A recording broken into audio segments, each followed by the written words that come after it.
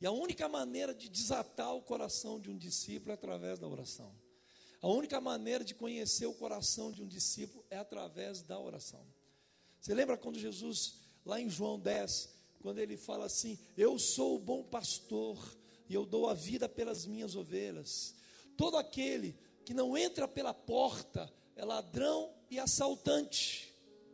Então ele está dizendo o seguinte, que antigamente, né, os pastores, eles faziam o quê? As ovelhas, na época do inverno, elas são guardadas em grutas, em cavernas assim, e os pastores, eles plantavam espinheiros assim na boca da caverna, na entrada da caverna.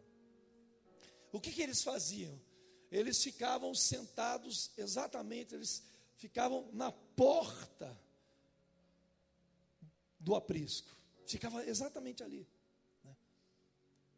Aí ele diz assim: aquele que entra pela porta, aquele que não entra pela porta é ladrão e salteador. Ele diz assim: eu sou a porta. E quando a gente compreende isso, a gente vai entender o quê? A gente vai compreender que para a gente chegar numa ovelha, a única maneira de chegar numa ovelha é pela porta. E essa porta é quem? É Jesus. A gente entra no aprisco, quer dizer, nós só conseguimos entrar no coração das pessoas, nós só conseguimos entrar na vida das pessoas, quando a gente, antes de entrar dentro do rebanho, entrar dentro do aprisco, você consegue entrar pela porta, que é Jesus, através da oração. Quer dizer, quando a gente negligencia a oração pelos nossos discípulos, a gente negligencia um ponto básico do discipulado. É mais do que a gente somente desejar muito que eles mudem, é orar por eles diariamente, é interceder por eles diariamente, é compreender em Deus a vida de cada um deles, o coração de cada um deles. Quando ele diz assim: enganoso é o coração do homem, vã a sua formosura, quem o conhecerá? Aí o Paulo, ele diz assim: quem pode conhecer o espírito do homem? Quem pode conhecer o espírito do homem, senão o espírito do Senhor? Então a única maneira de conhecer as pessoas é através da oração. É por isso que no versículo 11, se você puder ler, diz assim: já não estou no mundo, mas eles continuam no mundo, ao passo que eu vou para junto de ti, Pai Santo.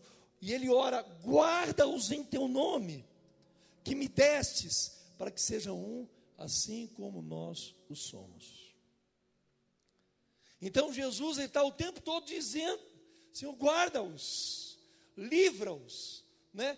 E o pior, né? O pior não, o melhor. Jesus, ele olha a possibilidade daquele grupo, em algum momento, não conseguir se dar bem, de ter choques, de ter conflitos. Aí eu falo assim: eu oro para que eles sejam um, eu oro para que eles caminhem. Olhe para mim aqui, meu irmão. Você pode perceber, se eu pudesse fazer um desenho assim, eu ia desenhar, cada um de nós somos uma pessoa. Nós temos personalidades diferentes, nós temos formação diferente, fomos criados dentro de um ambiente familiar totalmente diferente um do outro. Uns com muito amor, outros sem amor nenhum. Não é com muito ou com pouco. Alguns receberam um tipo de manifestação de amor diferente do outro, né? Aquele livro, As 5 Linguagens do Amor, explica isso, né? Alguns, a linguagem do amor da pessoa é toque. Você tem que tocar, você tem que beijar, né? O outro é afirmação. Você tem que falar para ele que ele é importante, que ele é bom, que ele é joia, né? Outros é presente, né? Então cada um tem uma maneira, e a gente tem que encontrar isso, né? Saber como lidar com isso. E qual a melhor maneira de aprender fazendo isso? Orando. Orando, orando e orando.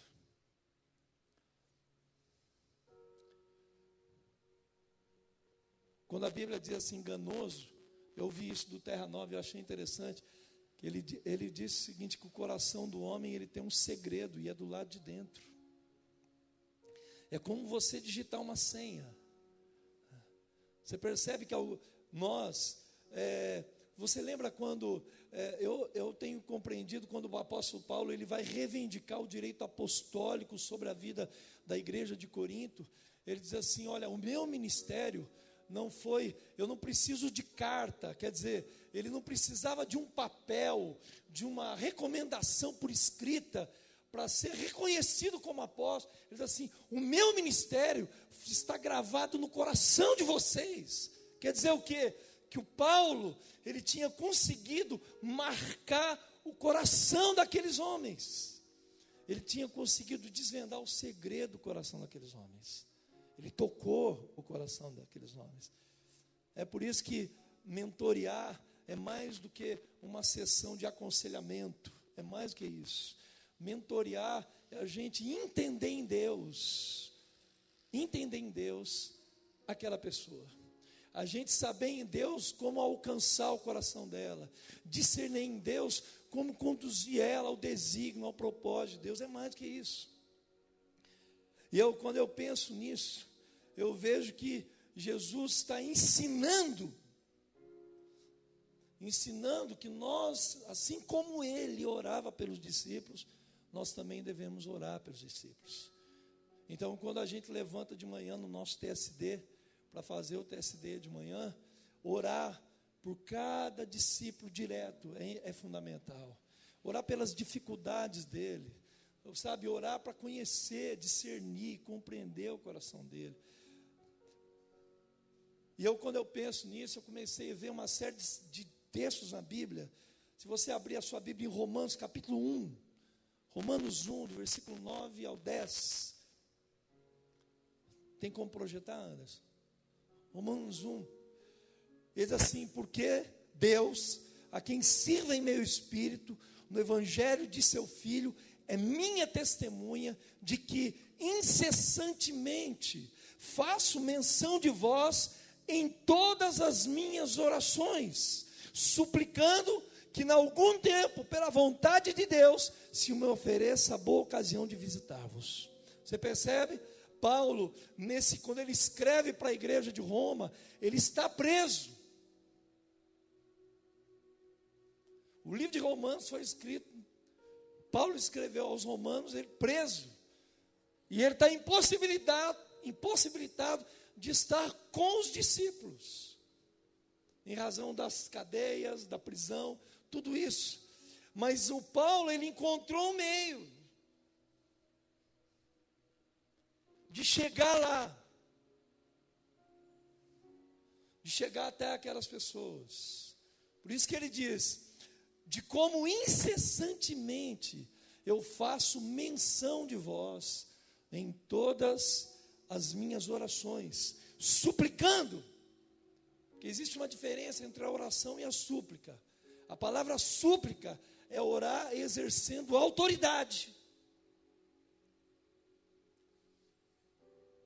É diferente de simplesmente orar. É exercer autoridade. É você entrar na presença de Deus com autoridade. Quebra esse jugo. Sabe, irmãos, semana passada, eu não sei, foi quinta-feira à noite, não é, meu bem? A mãe de uma discípula da Neiva, ela estava muito perturbada, né? E eu não sabia disso. A mãe dela é alcoólatra, uma senhora de 53 anos de idade, ela tem a minha idade, mas ela está assim acabada. Nós chegamos lá, ela estava, e eu falei com a Neiva, vamos visitar a Elisângela. Então, e nós fomos. Quando nós chegamos lá, a mãe dela alcoolizada, né? Aí eu te pergunto, irmão, como que a gente chega numa pessoa desse jeito?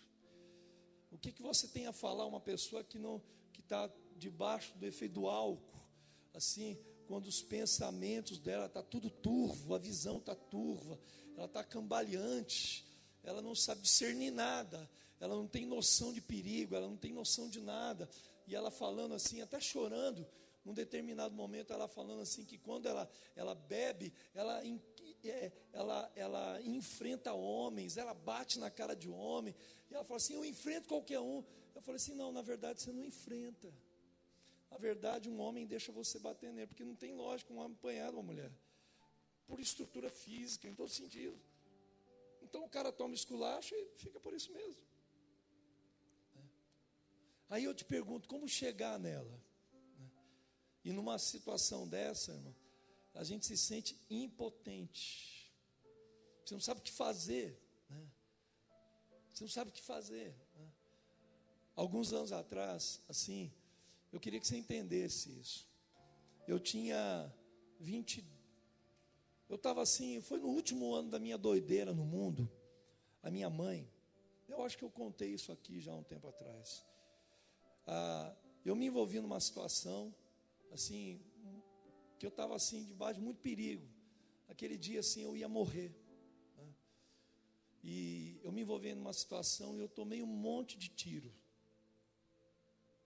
Eu estava no meio de bandido, tinha que ir caçando confusão. E eu me lembro que eu saía correndo na rua assim, zigue-zagueando no meio da rua, os caras, dando aquele monte de tiro em cima de mim, aquele monte de tiro, e eu me escondi na casa de um senhor, de um casal de idosos assim. Eu me escondi naquela casa e eu fiquei lá até, obrigado meu filho, e eu fiquei naquela casa durante muito tempo, até a coisa acalmar, e até que um amigo foi lá e me socorreu, e me tirou dali. Eu saí de lá escondido, eu fui para casa. Quando eu cheguei na minha casa, eu fui contar uma história para minha mãe. Eu falei assim: mãe, eu quase fui roubado. Na verdade, eu tinha ido por uma situação para usar droga com os caras, e os caras queriam me matar. Eu era muito folgado. E eu, no meio daquela situação, eu dei uma cabeçada no cara, me atraquei com o cara, pulei a janela e saí correndo, e os caras vieram atrás de mim, dando tiro em mim. Aí quando eu cheguei em casa, bem tarde, né? Já era bem tarde, assustado, né? Sabe aquele tipo de coisa que você só vai pensar depois, você vai refletir direito, sabe aquele texto, quando Davi fala assim: ainda que eu passe pelo vale da sombra da morte, não era a morte, era a sombra da morte. Aquele dia eu vi a morte de perto. Aí eu cheguei em casa e fui contar uma história para minha mãe. Aí eu contei essa história para minha mãe. Aí minha mãe começou a chorar. Ela falou assim: meu filho, que hora foi isso? Eu falei: mãe, foi umas 5 horas da tarde. Aí ela desembestou a chorar, começou a chorar. Aí ela falou assim: sabe por quê? Entre 5 horas e 7:30 da noite, Deus colocou um peso por você, meu filho, no meu coração. E Deus mandou orar por você. E o gemido dela é o seguinte: Senhor, livra o meu filho da morte. Senhor, livra o meu filho do homem mau. Livra o meu filho do meu filho. Livra. E eu cheguei a essa conclusão, irmão, que aquele dia, além do plano de Deus, foi a oração de uma mãe, de uma Débora. Então a oração, ela pode mudar tudo na vida da gente. Ela pode mudar tudo na vida de um discípulo. Por mais que a gente pense que não, mas é a verdade. Quando eu penso nisso, sabe, a oração pode transformar a vida de alguém, como mudou a minha, como mudou a sua. Você pode perceber, irmãos, que a oração vai onde ninguém vai. Ela entra onde você não consegue entrar. Ela chega onde você não chega. Ela atinge de cheio o que você não consegue atingir. Aquilo que a gente vai gastar muito tempo para chegar. Aquilo que a gente tem que gastar muito tempo e muito argumento para alcançar o coração de alguém. Quando nós oramos, o céu se move e a terra se move. Então, é isso. Você percebe, quando a gente está aqui, pode estar tudo muito agarrado, reunião pesada, aquela coisa toda. Mas se você começa a orar, os céus começam a responder. Aleluia. Aleluia, irmãos. Então a gente entende essas coisas teoricamente.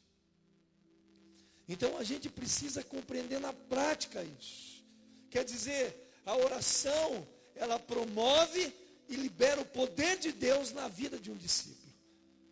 É por isso que o Paulo diz assim: Por esta razão te amoesto, que reavives o dom de Deus que há em ti, que recebeste pela imposição das minhas mãos. Pare para pensar. O dom na vida de Timóteo foi reavivado pela imposição das mãos, quer dizer, através da intercessão. Alguns anos atrás, eu fui visitar alguém e ele estava com câncer. Ele tinha sido diagnosticado câncer na coluna. E ele era um homem assim muito duro. Ele era policial militar, é ainda, né? Muito duro, muito duro, muito duro, muito duro. Pensa num homem difícil, que ele tinha uma resposta na ponta da língua. E aquele dia eu fui na casa dele, ele estava começando a ficar entrevado na cama. E ele já não levantava, sentindo muitas dores. E eu me lembro assim que... E ele, quanto mais ele ficava doente, quanto mais a doença evoluía, mais endurecido ele ficava, mais difícil ele ficava. Mais difícil de alcançar o coração do cara. E eu me lembro que aquele dia eu fui na casa dele, Toninho da Dulcineia, bem. Eu fui na casa dele e fui falando, e ele endurecido, reticente, sabe aquela pessoa com raiva. Como é que Deus existe, pastor Daniel? Como é que é? Olha como é que eu estou, as dores que revoltado. E aquilo foi dando uma compaixão no meu coração. E eu comecei a orar. E eu fui orando. Quando eu percebi, eu estava no chão, ajoelhado, orando. Na sala, no quarto dele. E eu orando, e eu não vi nada. Eu não via mais nada. Mas o clamor da minha alma por aquele homem era tão profundo, e eu fui clamando, orando, chorando, e foi passando o tempo, e eu orando, e quanto mais eu orava, de repente, eu abri o olho, e o Toninho estava do meu lado, ajoelhado, orando e chorando. E ele chorava muito. E daquele dia em diante, esse homem, logo depois disso, ele voltou a fazer os exames. Naquele dia ele tomou uma decisão pelo Senhor e resolveu andar com Jesus. A mulher dele orava, com 3 meninas novas ainda. A mulher dele orava por ele, e ele muito duro, policial, imagina, um PM há anos atrás, ele era, há anos atrás, sabe, era a velha guarda da polícia militar, né, o Luiz, então um homem assim, ele achava que ele era o tal, que fazia, acontecia, atirava, prendia, matava, e tá cheio de... Eu mato, eu atiro, eu prendo, eu vou lá e dou carteirada. E de repente esse homem foi quebrado pela oração.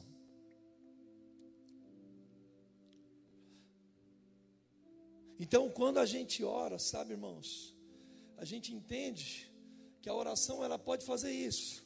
Ela pode transformar a vida de um discípulo. A oração pode promover e liberar o poder de Deus sobre a vida das pessoas. Você percebe quando a gente vai para o encontro, qual que é a chave do encontro? Por que o encontro é tão poderoso? Não é porque está eu pregando, pastor Rafael, pastor Rubens, não é nada disso. Sabe por quê? Porque nós priorizamos uma coisa, a coisa mais importante naquele lugar é a oração, é o que não pode negligenciar, é o jejum, é a oração que está se fazendo antes. Aquilo que vai acontecer, você entende, irmão? Você consegue entender o que eu estou dizendo? Aquilo que vai acontecer lá no encontro é resultado da intercessão hoje, daquilo que está orando hoje, do jejum, da consagração, porque ninguém pode fazer nada de si mesmo, se não estiver ligado na videira. Então você não pode dar fruto de si mesmo, você não pode tocar a vida de um discípulo de si mesmo, você não pode curar, libertar, não pode fazer nada de si mesmo. Mas quando a gente ora, tudo pode acontecer. Aleluia, aleluia. Existem pessoas assim que a gente olha assim e fala assim: meu Deus do céu. A gente não sabe mais o que fazer, mas eu sei o que a gente vai fazer agora. A gente vai orar. Aleluia, aleluia.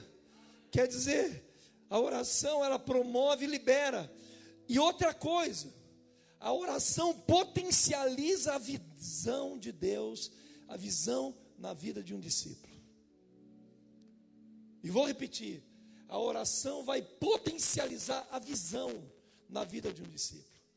Sabe aqueles discípulos que às vezes têm dificuldade de entender, gosta de você, gosta da igreja, gosta do pastor Cirilo, gosta mais ou menos de mim, mais ou menos do Carlos, né, Carlos? Mas ele não gosta da visão. E esse negócio de célula, esse negócio de MDA, olha, me deixa quieto no meu canto. E eu entendi uma coisa, quando você lê o livro de Efésios, no capítulo 1, se você puder abrir o capítulo 1 de Efésios, versículo 16. Olha o que o apóstolo Paulo está dizendo. Ele diz assim: não cesso de dar graça por vós. Então Paulo está orando pela igreja de Éfeso. Ele está dizendo assim: eu não deixo de agradecer a Deus pela vida de vocês. E ele diz assim: fazendo menção de vós nas minhas orações. Mas ele vai falar por que ele está orando. Verso 17: para que o Deus de nosso Senhor Jesus Cristo, o Pai da glória, vos conceda espírito de sabedoria e de revelação no pleno conhecimento dele. Olha aqui, tudo no reino de Deus, preste atenção no que eu vou te falar, irmãos. Tudo no reino de Deus, ela não vem por compreensão intelectual, ela tem que vir por revelação.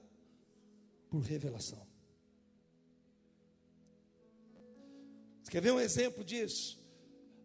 Quando você lê o livro de Romanos, capítulo 6, o apóstolo Paulo, ele termina o capítulo 5 com esse assunto: aonde superabunda a graça, aonde abundou o pecado, superabundou a graça. Quando chega no capítulo 6, o Paulo começa fazendo uma pergunta. Qual é a pergunta? Aí ele diz assim: porque a igreja de Roma começou a compreender, ter uma visão errada da graça de Deus. Qual que era a graça? Ele falou assim: se aonde abunda o pecado, superabunda a graça, vamos fazer o quê? Vamos pecar.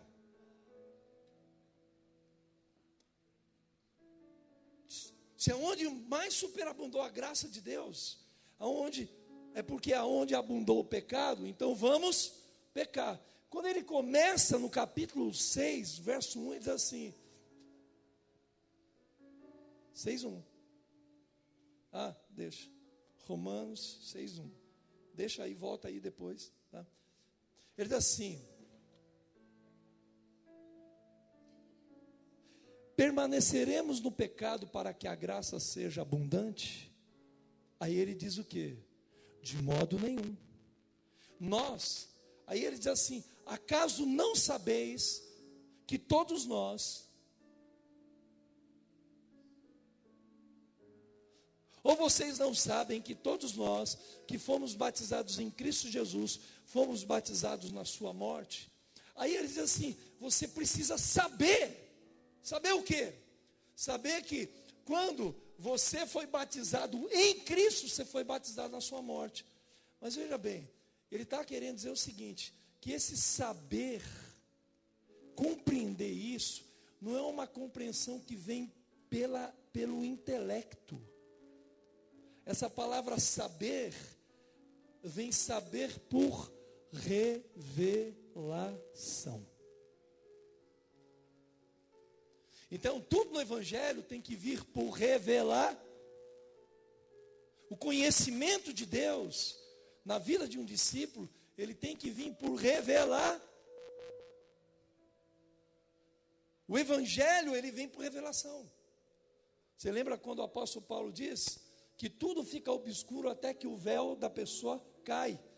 Enquanto ela está com o véu nos olhos, E aí ele diz, depois, com rostos desvendados. Quer dizer, quando o véu é tirado, quando a cegueira é tirada, e vem a revelação de Deus.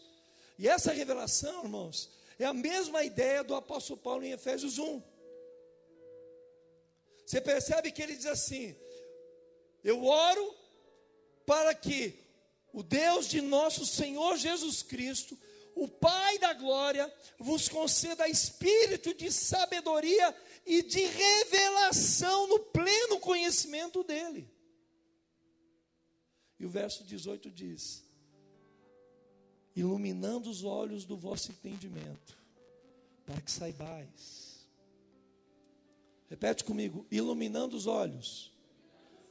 Quer dizer o quê? Quando os olhos se abrem. Iluminando os olhos do vosso entendimento. Tem uma outra tradução que diz assim: oro também para que os olhos do vosso o coração de vocês sejam iluminados, a fim de que vocês saibam qual seja a esperança da vossa vocação. Tem uma tradução: a esperança do vosso chamamento. Quer dizer, a visão de Deus, ela tem que vir por revelação. Tem uma coisa que a gente fala, Maciele, Marilene vai lembrar disso.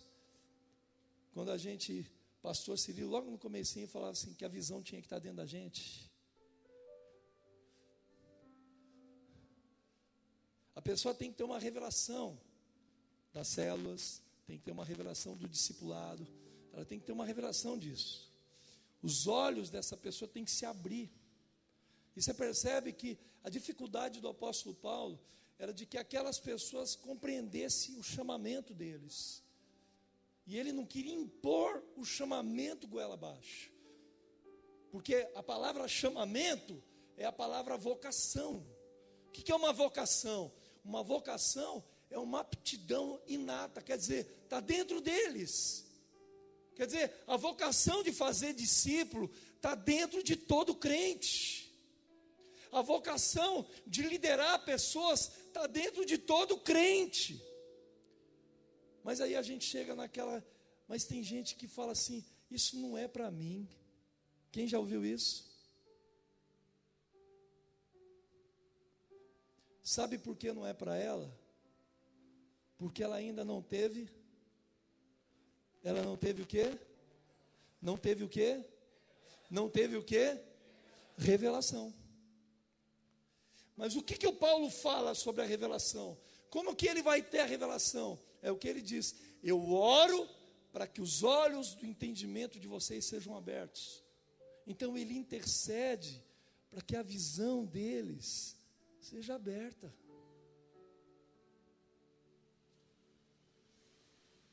Por que a gente se esforça para as pessoas irem no encontro? Porque a pessoa fica reticente, com luta, aquela coisa toda. Aí quando ela vai, é aquela quebradeira. Por quê? Porque as pessoas estão orando. Aí a equipe o tempo todo orando, 24 horas ininterruptamente, aquela intercessão. Tem horas que a gente está tão extenuado fisicamente, não é verdade? A gente já orou tanto, e ainda tem gente endurecida, tem gente com dificuldade, gente que não quer ouvir, gente dormindo na hora do encontro. Aí o que a gente faz? Fogo neles, oração neles, intercessão neles. Aí de repente, inexplicavelmente, o Espírito de Deus vem.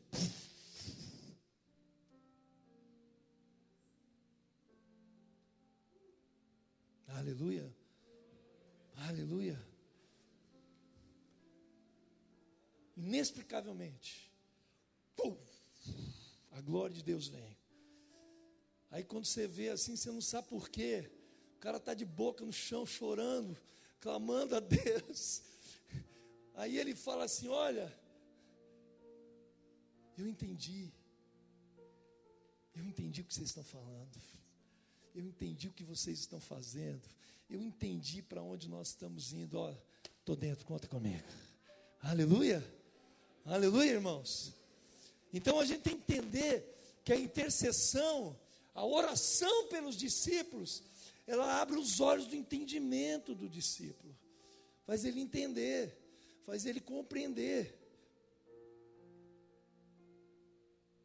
Quem conhece melhor os discípulos do que o próprio que gerou cada um deles? Quem conhece a cada um de nós, senão aquele que nos gerou de Deus? Aleluia, irmãos. Então, só Deus para chegar e desatar a vida da gente. Só Deus, quando a gente não consegue alcançar o coração de um discípulo, Deus pode ir lá e pum!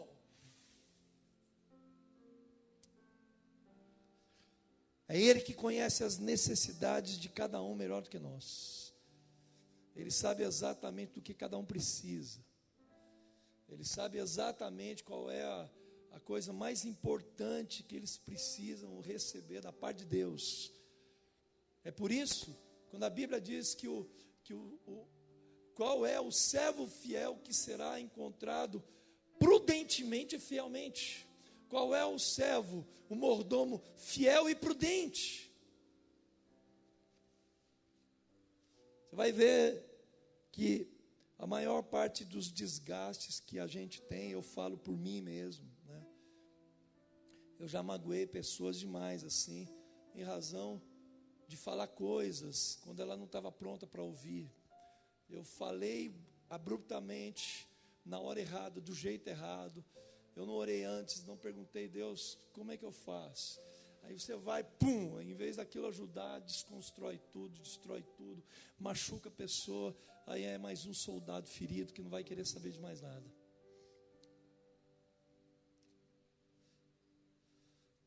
E isso, ele não pode, a intercessão por um discípulo não pode ser um fardo. Porque a oração é um trabalho de Deus ao nosso favor. Quando nós oramos, é Deus que está trabalhando por nós. Lembra quando a Bíblia diz, Romanos 8, diz assim, que nós não sabemos como convém o quê? Orar, mas o Espírito de Deus intercede por nós com gemidos inexprimíveis. Quer dizer, a gente não sabe como fazer, a gente não sabe como falar, a gente não sabe nem como orar direito. Mas o Espírito intercede. Ele sabe como chegar no coração do Pai. A nossa oração, ela no meio do caminho, ela passa por um processo de transformação espiritual. Chega retinho no céu, direitinho no céu. Porque Deus sabe exatamente a necessidade de um discípulo. Deus sabe exatamente do que a gente precisa. Deus sabe exatamente qual a necessidade da célula. Deus sabe exatamente o que a sua célula precisa para a próxima semana. Deus sabe exatamente qual é a necessidade de cada discípulo quando você vai sentar no MDA. Deus sabe o que eles precisam. Se você se prepara para isso, quer dizer, senta antes, gasta um tempo orando antes de estar com o discípulo. Deus, me dá a direção, qual é a veia do negócio, qual é o caminho para chegar no coração daquele homem. Por isso que Filipenses 1, 3 e 4 diz assim: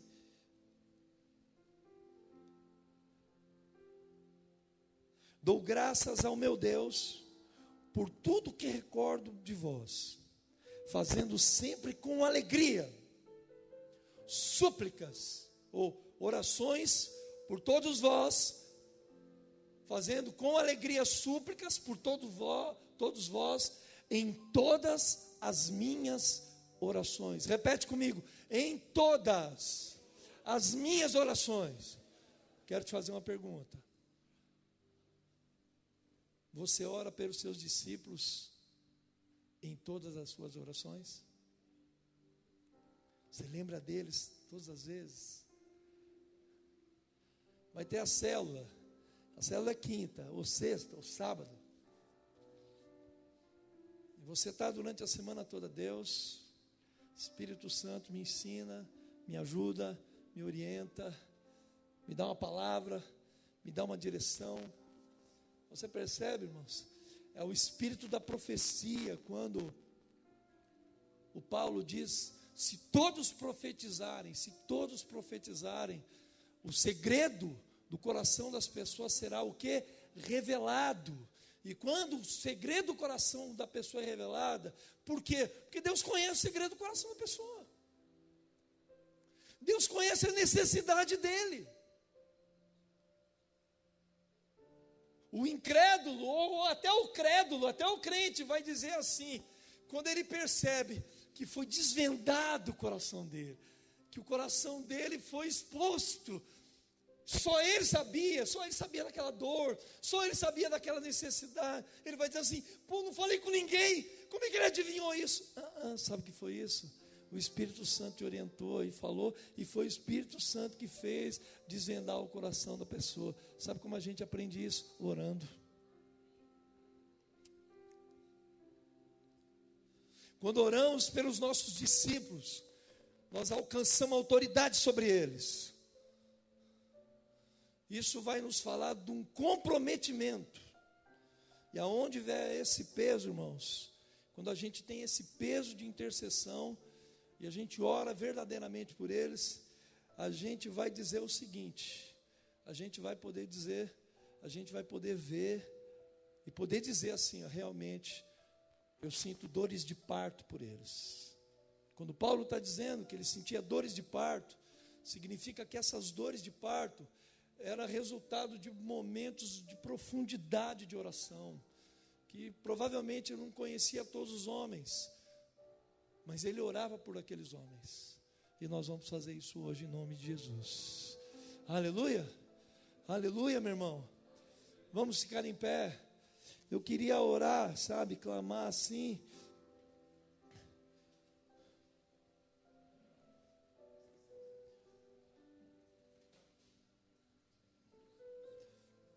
Por isso que no versículo 12 de João 17, olha o que Jesus disse: quando eu estava com eles, guardava-os no teu nome, que me deste, e protegi-os, e nenhum deles se perdeu, exceto o filho da perdição.